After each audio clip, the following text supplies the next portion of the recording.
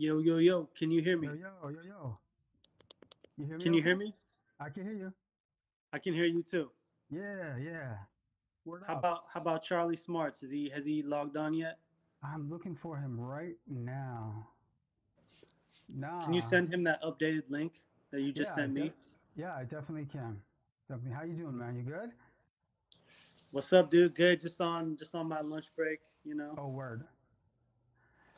All right. How's it I'm gonna going? send this. I'm good, man. I'm good, man. Just trying to get this popped off. Yeah. I appreciate the you guys coming on. No problem, man. All right. I just sent him new link, and I told him I got you in there. Tell him that he can't click the link from Instagram, that he has to paste it into his Safari browser. Okay. Paste it into Because your that's like browser. it wasn't working for me when I was clicking the link. Um, it only worked when I pasted the link into my Safari browser. Gotcha. Okay. All right, I just sent that to him. And while I got, can I just say, like, yo, that this is dope project, man. Appreciate it, man. Seriously, dope project. Don't Thank you so much. We have been working on it on and off for a while, and took a lot of twists and turns as far as like from what it started out, what we wanted it to be, to where it ended up being, and we made a lot of albums, but I had just always wanted to make one that sounded like that. So I was just hyped that we was able to put it together, and we weren't sure. It's a little different than what people are doing nowadays. So I wasn't sure how people were going to receive it, but everyone seems to really love it. So that just makes me feel really good. You know, you bring up a really interesting point, and it's a great point because it's true. The landscape for hip hop right now. I mean, you just have to, stand on the side and just take a look, and you can see it, right? So then, when something like this comes out, first of all, it's not like the sound ever went out of style, so to speak. You know what I'm saying? The Yep. sound is always bona fide. So when you hear something like Charlietape, that bona fide sound that you know is bona fide, it's it's it cuts through all the type of material that you're referring to, but still kind of settles itself into its place, saying, yeah, yeah, we're this is all hip hop right here. There's us, there's them, there's this, but this is all hip hop. Totally. Yo, Lex, what up? Can you hear us? Oh, is he in Cool. there? Yeah, man. Oh Like, yeah, there he is. All right, let's get him there here. he is. He's there. Hey, Hey, what's up, bro? what up, though? Chilling, man. Chilling, man. Thanks for rocking with the tape. You know what I'm saying? Like that was, I heard y'all talking a little bit, and we definitely wanted to. We used a lot of signature sound, and like we're from North Carolina, man. So we have our reputation where we're from to uphold, and we take that very seriously with this hip hop thing. So you know, anybody that's came before us can listen to this and love it, and anybody that's coming after us can hear it and love it too. We're trying to help bridge the gap. No doubt, no doubt. All right, now that we got both of you in the lounge space, we'll do the official. We'll just do an official introduction right now, and I'll let you two introduce yourselves. Yo, Charlie Smarts MC, Kooley High, coming out of Greensboro by way of Brooklyn. You know what I'm saying? Coming out of Greensboro, but I live in Brooklyn now, and checking with you live from New York City. You know what I mean? Shout out to the pod and everybody who rocks with us. You know what I mean? Yeah. This is your boy DJ Ill Digits. 1/5 of Kooley High, NC Hip Hop, residing up here in Harlem, NYC. Me and Charlie are the two members of Kooley High that live up here in New York City. So that's why we made this project. We just wanted something that was just for us as the two members of New York, of Kooley High that live in New York, just so we had something that we could like, do shows around the city, and we can just always something that we could always like link up and work on, and that was kind of why we did it. Yeah, no doubt. Charlie, before you popped in, I was just giving ill digits y'all propers, okay? Because this, it seriously is a dope project. Oh man, thank you so much, man. We really took our time with it. We didn't want to, some rappers will be like, "Yo, man, I made this shit in a week," and then I'll listen to it and I'll be like, "Oh yeah, it sounds like you made this shit in a week." So we didn't want to do anything that's here today, gone tomorrow. We want to do something to where it can stand the test of time. And so we put the time and effort into making it, dense but an easy listen at the same time. And I think the flow is good and the reception has been nice. We just got to keep pushing to get more people to hear it. That's really the task at hand. Is we know we got something good, but people got to hear it to know. Straight up, straight up. Now, before we get right into Charlietape, I just want to start a little bit at the beginning. And I'd like for both of you to let us know how you were first introduced to hip hop culture. Hey, Digits, I'm gonna have to leave in 3 minutes, but I'm gonna answer as much as I can before I leave. All right, bro. All right. I was introduced from hip hop at a very young age. I don't really know life without hip hop. I was born in the '80s, so it wasn't like, oh, this new thing happened and oh, now this hip. I was never without hip hop because I was in the hood. You know what I'm saying? Like we grew up in the projects, so hip hop was just music. It wasn't like, oh, there's this new thing that's just no, it was just the music that my cousins was listening to, that EPMD posters on their walls. It was the music that was on the radio station we used to listen to. We used to do freestyles at the lunch tables. We used to take cassettes and record the radio and then freestyle over it later. So it wasn't, I don't know if like it was just I just remember being super duper young and liking, like KRS-One. I heard they had good beats to it. So it was just like the way I was introduced to it was just like listening to the radio. My mom was a musician and she liked, Prince and stuff like that. And that was cool. But I just heard other beats on the radio. I was like, oh, this is cool too. I like this. So I don't know if there was an exact moment. I don't remember a time really before hip hop. I feel like I don't know. Do you think you would have found your way in front of a mic had you not grown up around music? Nah, no, I don't think so. Okay. I would probably like just been an admirer of music, but to have the feeling that, oh, I can get in front of a crowd of people and do my thing, I think I had to be around people doing it to have the confidence to think that I could do it too. Like I would go to like my mom's practices, I would go to my mom's shows, I was in church singing in the choir. So being a performer was something that was built into my mom's kids. I would have never thought of just rapping in front of people. I was gonna be a scientist. I went to college for science, Oh, bet. so I was just gonna do that, bro. There you go. Yeah. Yo, did you grow up around music? Um, I would say what really got me into hip hop was like skateboard culture.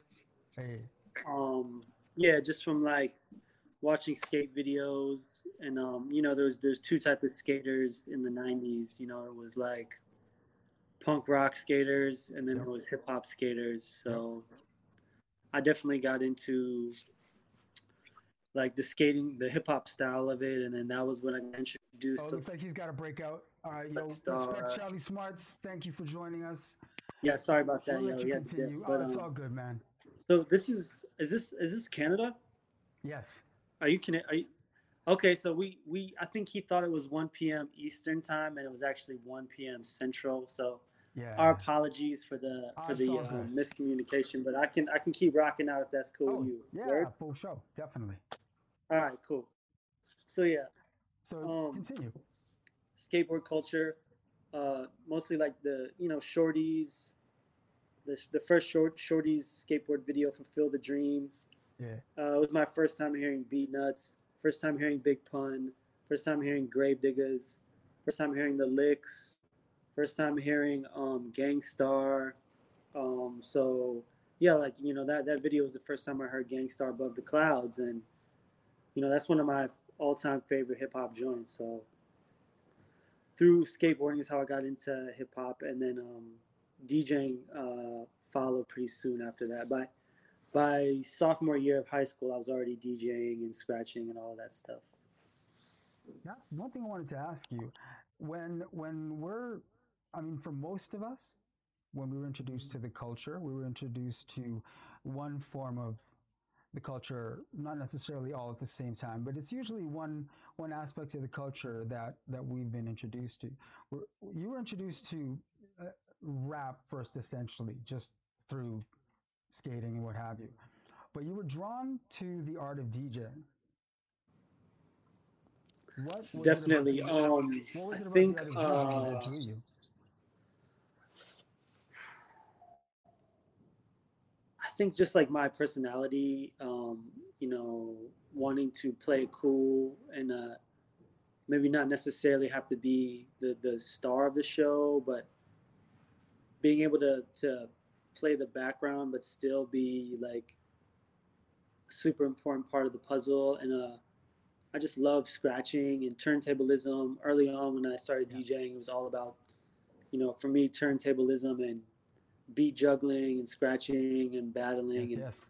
all of that was like, you know, at first that was the most important part um, of DJing for me. And then, you know, started DJing parties and then that became, you know, a true passion DJing parties. And, um, you know, through going to shows and stuff, that's, you know, how I just fell in love with like being a part of the people that were making the music and then wanting to play a role in the creation of the music. And that all of that happened in high school.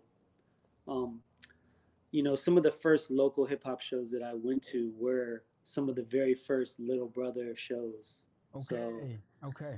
so I really was there to witness the very beginning of Little Brother and the Justice League and Ninth Wonder and all of that. Like I was at some of their very first shows. You know, they were 10 years older than me, so they're already in college and stuff. And but I'm like, you know, 10th grader. Right. And that was my first experience. Was like, how lucky am I that, you know, my first experience of going to a Right. local hip hop show is Ninth Wonder DJing and Fonte rapping. And so that was the blueprint, you know.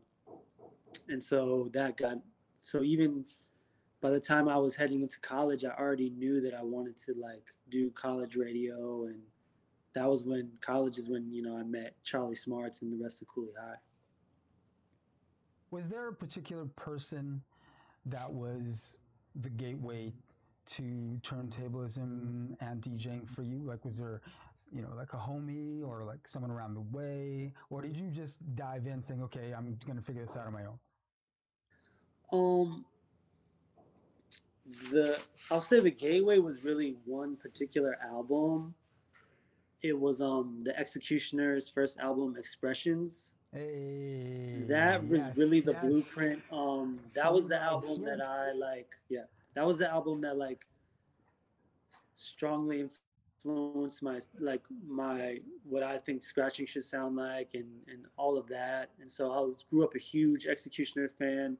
Oh yeah. Um, there was there was a local record store, 44 Records in Raleigh, and the guys that worked there, DJ Merlin, rest in peace. Um, you know, those were the guys who kind of I looked up to. And then, you know, once I just started DJing parties, there was just, you know, several other DJ homies who were like I said, like 10 years older than me, who I started to look up to. DJ Paradigm, DJ Flash from Little Brother, DJ MC. These were the type of cats who, you know, they would let me come and hang out a little bit at their cribs and come to their parties and stuff. So, you know, and by that time YouTube was around, so you know we're able to kind of like surf around a little bit and find out. But mostly it was listening to the turntablist albums, the albums that like the second Dilated People's album. Listening to those albums and then trying to recreate that was mostly how I learned, like kind of from experience like that. It was a cool time, man, because there were opportunities for turntablists to actually put out records. I mean, Totally.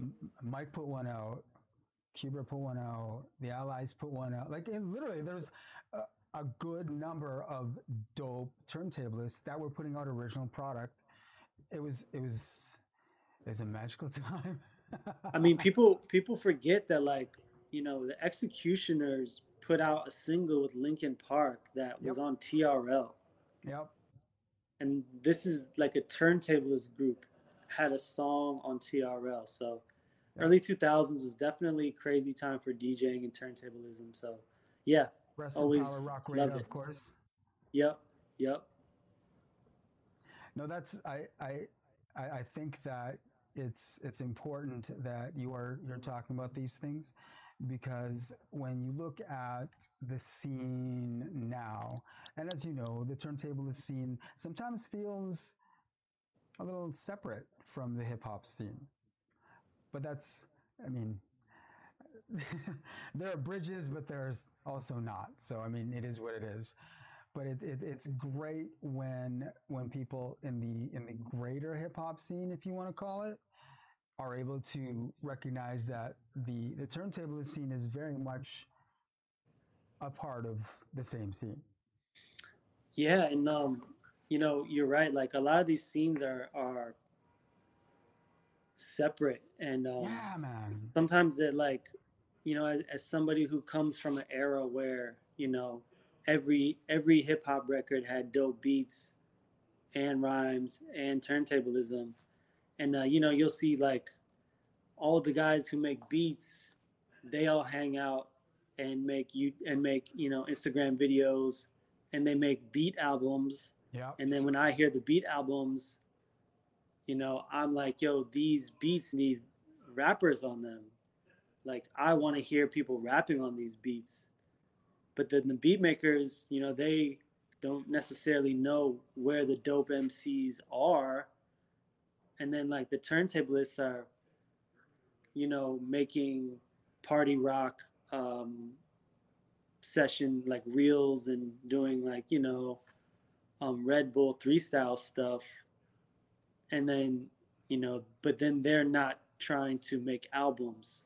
So definitely I agree. It's, you know, everyone needs to kind of come together so we can make some dope full, you know, I'm still a fan of the full album, you know, like Oh yeah. that's how I listen to my music is albums, you know. So I'm always a fan of when the different elements can come together. So yeah, I agree. I feel you completely. Yo, how did Kooley High come together? We met at NC State. So like yeah, like I said, you know, I came into college already knowing that I wanted to be on NC State's radio station 88.1, and by the end of my first semester I was already training to be on the radio there, and that's where I met Charlie Smarts, and we started a hip hop group on campus. And you know, at one point we had about 20 or 30 people that were part of this group, and we would throw battles and parties and all of that stuff, and everyone was just doing it for fun. But then we noticed that there was a nucleus within that group of 30 people. There was a nucleus of people that were really serious about it, and that was, you know, myself, Tab One, Charlie Smarts, Rhapsody, and then the producers Foolery and Synopsis. And so um, by the time that we all kind of graduated, we already knew that we wanted to keep making music together, and we had already started hanging out with Ninth Wonder at that point, and he kind of gave us some guidance and stuff like that. So after we all were done with school, we decided to start making music, and some of our first music came out right after that. That's a great mentor to have. Oh yeah, yeah. So like I just so fortunate, you know, that was who was, you know, in my local scene. Like Ninth Wonder was my local scene, which is, you know, just very fortunate. You know, that's once needle in a haystack, you know, kind of vibe to have someone like that, like, you know, as a local person. So he definitely showed love for us, and like then him and Rhapsody started working together, and obviously we know what happened with that. She became a Oh, superstar. So woo, big ups to Ninth Wonder, and also big little up. brother like Fonte and the whole Justice League, man. They Oh really yeah. showed us mad love, and to this day we still are homies with everybody from the Justice League and Ninth and little brother. So, and you know, to me, Ninth is one of the greatest producers of all time. Um, just his work transcends just being a producer.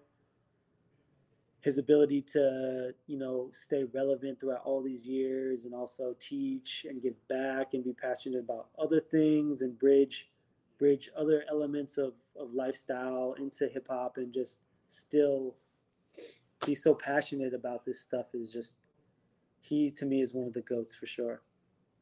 No doubt, no doubt. I've got a question for you. I remember when I first heard New York rap, like back in the '80s. I first heard New York rap. The one thing that was very obvious was that a lot of the joints I was listening to were almost transporting me to New York. You know what I'm saying? Like there was a lot of visual provided, and then Mm-hmm. your imagination just kind of took over. There's a sound in North Carolina. It's very pronounced, it's very obvious, and it's so distinct. Mm-hmm. What is that sound? I mean, to me, it's all based around like the ninth wonder, the traditional ninth wonder, soulful, chopped, boom bap sound. Like that is the beginning of it all. Everything is based around that style of beat, and then just lyrically, it's just a working man's kind of song. Like songs that deal with regular people and their lives, and just just the North Carolina experience, which is it's not the middle air, but it's not the big city, but we're still dealing with things, and it's just a very honest song style. And I think J. Cole actually has some of that similar, just simple Yep. everyday guy lyricism, and but it's definitely founded in that soulful boom bap, but then also being lyrically clever, still using metaphors, and then just like really flowing over the beat in homage to like the golden era style. So I would say it's just like and it's also still early 2000s. It's very raucous. It's very raucous records. Yes. It's very all of the great early 2000s solo indie hip hop records is that's the NC sound, I would say. I think one important contribution that y'all bring is when it comes to hip hop in general, and when it comes to Gen X and hip hop, maybe older millennial and hip hop, you sometimes get this feeling that they think that hip hop has fallen off. It's like, nah, it ain't as good as when I was, at the clubs bumping to it. It's like, actually, nah, y'all just being marketed the wrong shit. Because actually, the sound that y'all always loved, yeah, it's actually still there. It's just that there's no money to market that shit to you on different platforms and different, avenues. And the only reason why you think hip hop is what it is because that's all that you see. But for a Yep. lot of for a lot of Gen X hip hop heads that say hip hop fell off, they just don't realize that nah, it's just what's Well, been yeah. marketed to them. And plus, like, these will be the same people that will be, like, oh, I don't go on Bandcamp. Nah, like, I'm not going on Bandcamp. It's just like, yo, like, there's so much amazing hip hop being made that's on Bandcamp. And, like, you not being open to even exploring Bandcamp, like, what does that say about you? It says that you have kind of closed yourself off, It's that, yeah, even you though set like your Bandcamp is ways. like a new, yeah, it's a new platform, but there's still the stuff that you're looking for is on there, but you have to take the time to dig. And then YouTube as well, like, just like, I know it's not how you remember going to the store and buying a CD, or looking at um, double XL or whatever, but it's all this stuff is out there. Like, Yeah, there's a million so much. producers right now releasing beat tapes that sound just like their version of a Ninth Wonder beat, their version of a Exactly. Jay Dilla beat. So it's all out there. You Exactly. just gotta go find it. It's. I mean, apart from the fact that I just dig your shit, one reason why I have artists like yourselves on is honestly for those Gen X hip hop heads that say, well, I don't listen to hip hop anymore because it's fallen off. Because a good chunk of our demographic on this platform is Gen X. So Totally. I try as much as possible to let these folks know, like, hey, it's actually not what you think. All the type of sounds that you've always dug, yeah, it's all there and it's all new. Plus, like just like the younger generation, they have a much more eclectic um palette that they listen Yep. to. So like they will be down for some Baby Keem or some Travis Scott, but then they'll also turn around and be down for some Tribe and some De La. You know, it's like Exactly. it's kind of like the streaming thing. Like, like a young person can go on Netflix and watch a season of Seinfeld and then turn around and watch a season of Stranger Things. So to Yep. them, everything is available. So they they like everything as long as it's good. So there's gonna be some young people that are gonna be like, I like Baby Keem, but I like Little Brother more, and so I want to make Exactly. Little Brother sounding music. So And it's there's always always gonna be people that are gonna make dope hip hop. facts. Speaking of dope hip hop, Charlietape. My first question is, was this all recorded in one session? No, it was some of it was a few songs that we had in the batch, Okay. and then so originally this was gonna be a kind of like a remix project. Like we had some original songs, but then Charlie had some remixes where he was rapping over other people's beats, and I wanted to mix it together like a mixtape.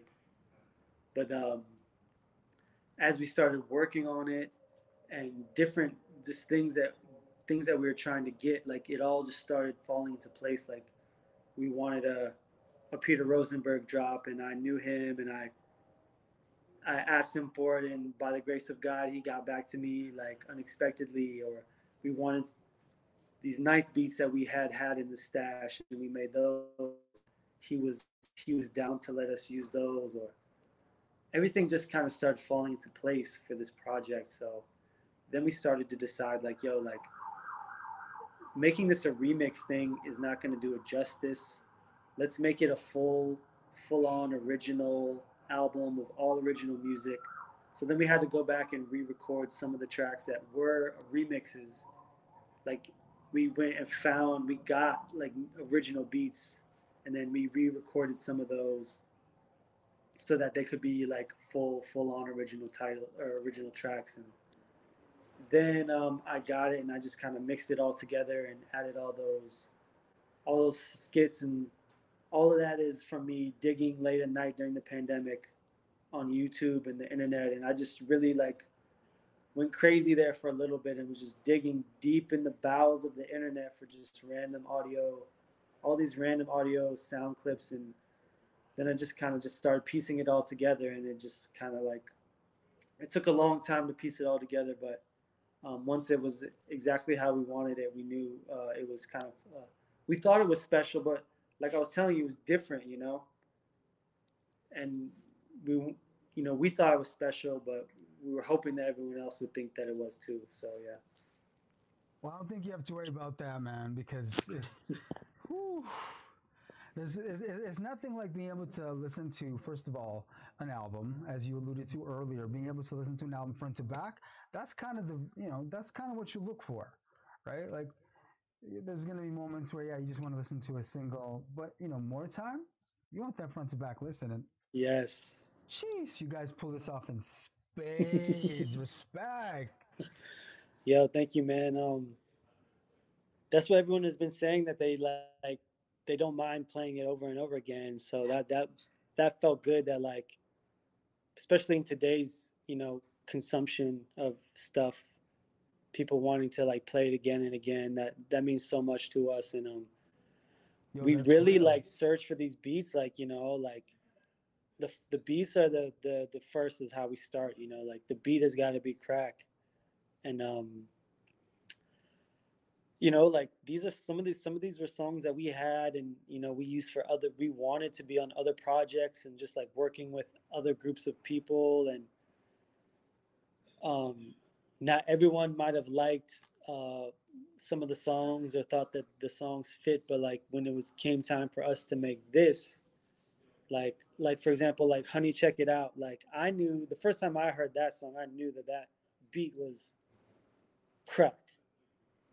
And I knew that that song needed to be on an album from Kooley High or one of our albums. Leaders of the New School, that had been in our stash for a while, and I knew that that was an amazing beat.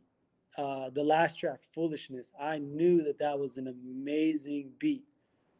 And so when it was just me and Charlie working on this together, like we were able to just really pick the beats that we love the most. So it felt good that like people are like, "Yo, oh, I love that Foolishness beat," or this or that. Right about now, could we just show some love to Miss Joya Gilliam and her pendulum vibe? For what now? Joya Oh yeah, Gilliam? yeah. Who's the fan? That's got to be Lex, man. Such a His dope oh reference, man. that's Nolan. That was Nolan, right?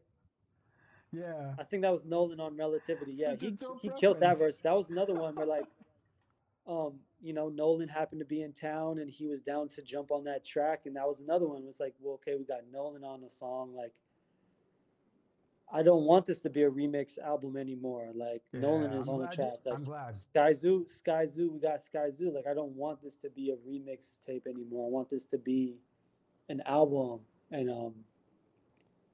all the homies really came through, and these are all the people on the album are our friends. We usually try to work with our friends, and we don't often try to shoot our shot with like people that we don't really know too often. It's always people that we rock with, That's for deep. the most part.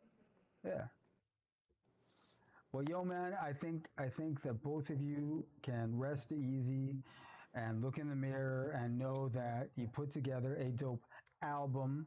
I'm glad that you didn't keep it as a remix project, because this is obviously what was meant to come out.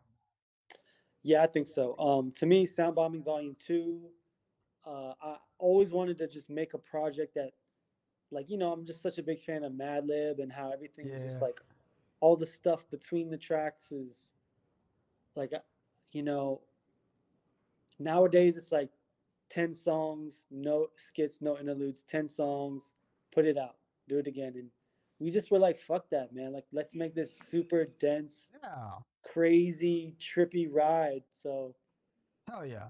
yeah, man, I'm just glad everyone liked it because I had always wanted to put together something like this. Who knows if we'll ever do it? I mean, we're gonna make another Charlietape. Definitely, we're gonna make another one. But this one, just everything came out very special. So Are there any definitely, particular yeah, just so are there happy. any Yeah. particular focus tracks that people should be paying attention to? Um, well, the three singles that we put out were the ones that Right? we really liked. Yeah.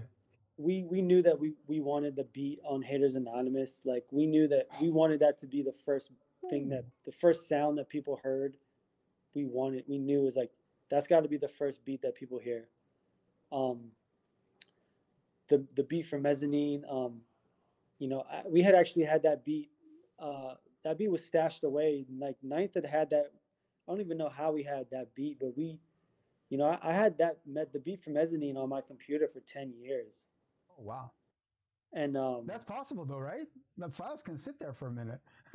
yeah, like because we just know him very well, and like sometimes his leaky beat vault, you might take a couple of the beats home because you want to hear them, and that beat had been in my laptop for like 10 years, and that was always just one of my favorite Ninth beats, and Charlie rapped on it, and the fact that Ninth was using it on the album just meant the world to us, man. Because having that Ninth beat on this album was a dream come true. But yeah, as far as like after the album came out, the feedback that we've been getting, people love Foolishness. People love that track, Monumental, with Jay Cyanide, who's another one of our homies. Jason. Um, yeah, you know, everyone like likes a lot of the different tracks, so that's been cool too to hear people say like, "Oh, that that one was my favorite," and but yeah, the three singles we loved a lot, and then I would say Monumental and Foolishness have also Yo, like post the album coming out. People have been talking about those. I just want to shout out Jay Sinai because Oh yeah, I hollered at him to say, "Yo, you familiar with these guys?" Because I can't find any contact info for them. And he's like, "Yo, just hit him on the DMs." I'm like, "All right, then I'll hit him on the DMs." yeah, that's the homie, man. I've been knowing him for more than 10 years now, so it's amazing what he's been doing in the last few years too. He's been killing it. Most def, most def. Well, yo, man, you guys are obviously killing it too. Do you have any Thanks. plans to take it on live show anywhere? Any live shows coming Yeah. up? Well, we have a New York release show planned for Nice. July 25th at New Blue. We have a North Carolina release show on July 15th. Sick. But yeah, like help us get to Canada, bro. We've never done a show in Canada. We want to do Canada. We're gonna try to get out to LA. We have a lot of friends in LA. Do you know anyone up here right now? I mean, and you know, honestly, during the pandemic, I was on Twitch like every day, all day, and Yeah. you know, I was sleeping. I did not realize how many amazing DJs there are in Canada. That was the number one. Like people ask me, like, what was the number one takeaway from the Twitch boom during the beginning of the pandemic? And I always say, yo, I had no idea there was so many amazing DJs in Canada. Shout out to John, the homie DJ Ageless. I think Cut Corners, Hey, salute cut Ni- corners. Nina Mendoza. Yes. Um, I'm there's so many dope DJs from Canada. There's more that I'm. Ah, um, DJ Mensa. Hey, respect. Mensa's the homie. So yeah, there's so many. That they're all were killing it, man. I was so surprised. Well, you know They what? were like the best DJs on Twitch were all the Canadian DJs, straight up. Oh, respect. Appreciate that. For real. Nah, for real. Trust. That is completely appreciated by anyone up here. Most stuff. Not that I don't think I'm going out of pocket by speaking for them and saying that too. For It was yourself, like I was like, oh wow, did you do any streaming yourself? yeah.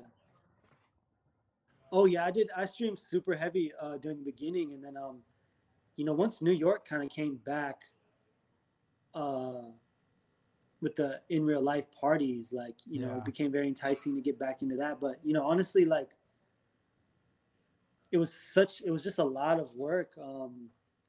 Finishing up this album and you know everything from you know creating the production and the manufacturing of the tapes to the vinyl to just setting up all the releases and shooting all the music videos and doing all the artwork and taking all the photos and stuff. So I kind of had to put Twitch on the back burner, but now that the album is out, I definitely want to get back to spinning on Twitch because Twitch is one There of the you most go. amazing things ever. Yes. Facts. Definitely. Well, yo, man, I really want to thank you. Big up and respect to Charlie. He had to tap out, but it's all gravy. I want you to know that the doors are always open when you've got something popping. We want to help you promote whatever you have popping because we like to help promote dope shit. So, yes. So I'm not gonna let the cat out of the bag, but there is a whole nother album of something. Ooh. There's a whole nother Okay. album of something that Okay. I think you guys are gonna like as much as you like this. I have a feeling that y'all are really gonna like this other thing that we've just finished up. So All right. it's not gonna be a couple of years or something before the next one. It's gonna be coming very, very soon. So just look out for that. I'm not gonna tell you what it is yet, but you'll find out soon. Word up, word up. Yo, we'll help you push that, man. We'll help you push that for Yeah, sure. man. Thank you so much, yo. Oh, respect all day. And once again, next time you've got something popping, we'll definitely get you back in here. All right. For sure. Please let everyone know how they can get the physical media that is available. Just go to charlietape.bandcamp.com. So CHRLIE tape.bandcamp.com. We have vinyl and cassettes. You can buy them off there, and I'll be the one that ships them to you. So I'll try to make sure the package is nice and sturdy for you. And we appreciate all the support, man. Thank you. Word up. All right, be easy, man. Thank you.